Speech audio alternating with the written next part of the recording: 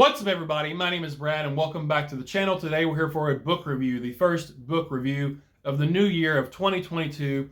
And this is for a book that's brand new. It's hot off the presses. Today I'm going to be talking about Cannibal Creator by Chad Lutzke. It's now available in paperback and you can still pre-order the Kindle edition, which comes out later this month on January 14th, I believe. Now, I'm a big fan of Chad's work and his style and the stories that he tells. I've read quite a few of his books now. Skullface Boy, The Pale White, Out Behind the Barn, Neon Owl, Wallflower, just to name a few off the top of my head. And this one, Cannibal Creator, it's quite different than anything else I have read from Chad so far. It's definitely verging along the lines more of extreme horror than anything else I've read from him. I personally wouldn't categorize this as extreme, but if others did so, I can definitely see why they would consider this one to be extreme horror. It does have those moments of extreme sprinkled throughout the story here.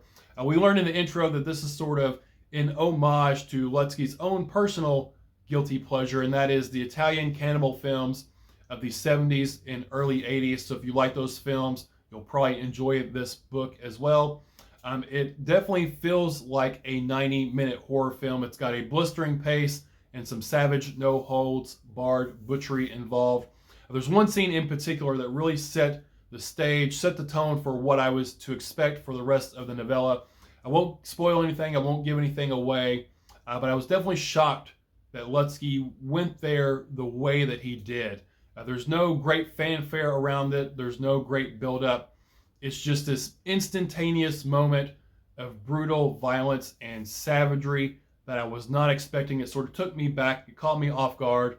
But I was nodding my head along in approval of this moment. I was down for what was going on. I'm not sure what that says about me as a person, but it definitely got my attention and got my blood pumping for the rest of the story. This is a book about cannibals, and Lutzke, he is playing in that horror sandbox, dealing with those familiar cannibalistic tropes that I'm sure we're all used to by now. He's taking a group of tourists, getting them lost and stranded out in the jungle, and having them come face to face with a tribe of man-eating savages. That's nothing new.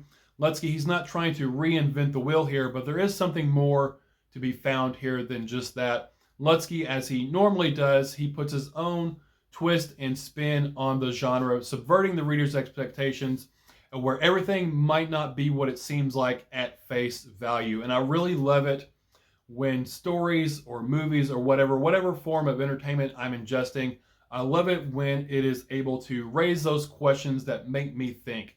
You know, are the cannibals here, are they really as evil as they're portrayed to be in all the films you've seen or books you've read about cannibals, that they're just these evil people out eating everybody?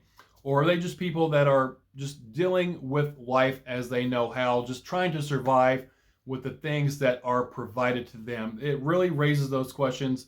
Cannibal Creator takes that thought and goes a bit deeper with it, making you think about who the true victims really might be in this situation. There are some unique parallels of parenthood to be found in this book, of all things. I'm not sure if that was even the author's intention or not, but it was something I found to be quite interesting. It's sort of comparing and contrasting the parents in the group of cannibals with the parents in the group of tourists who have crash landed up on this island. Both groups of parents, the cannibals and the tourists, they both love their children fiercely and would do anything in their power to protect them. But what makes them different is the way that they raise, the way that they teach, and the way that they care for their children. And it really shows how society, the environment, and circumstance all have a role to play in taking the same core foundation of loving one's child and twisting and turning that into two vastly different ways of life. And I found that very interesting. Something a bit deeper than you might normally get in a type of book or movie about cannibals, about eating people. Just that little bit of nuance, something a little bit more deep, a little bit more depth to the story that Lutzke usually throws into and injects in his stories. And I really just enjoyed that, whether, again, that was Lutzke's intention or not, to have those comparing and contrasting lifestyles, ways of life with the parenthood. I just found it really interesting in the story. Cannibal Creator by Chad Lutzke, it's much more than a shocking, bloody romp through a jungle full of man-eaters. In true Lutzke fashion, there's a little bit of love, a little bit of heart, some perseverance, and maybe even a dash of hope to be found beneath those layers of flayed skin. If you're looking for a fun, flesh-filled feast, say that 5 times fast, to ingest into your eye holes, then look no further than this one. If you're a fan of those Italian cannibal films from the 70s and 80s, then Cannibal Creator is probably the book for you. Chad Lutzke, for me, in my opinion, is an author that never disappoints. For me, I gave this one 4 stars. I had a lot of fun with it. It was a bloody good time. I do have a question for you all before I let you go. Down in the comments, let me know if you found yourself stranded on a jungle island or in a raft out in the middle of the ocean and didn't have any other food, but there's that other person sitting across from you. Do you think that you could resort to cannibalism to survive? Me, I want to say yes while sitting in this chair, in this room, but if I was actually in that situation, I don't know what my answer would be.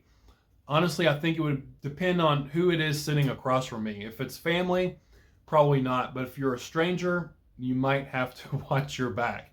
Anyway, that's all I've got for you guys today. I'm getting hungry now talking about all this eating. I'm going to go have me a steak. That's all I have for you guys today, so thank you for spending your time with me. Again, my name is Brad, and I'll talk to y'all later. Bye.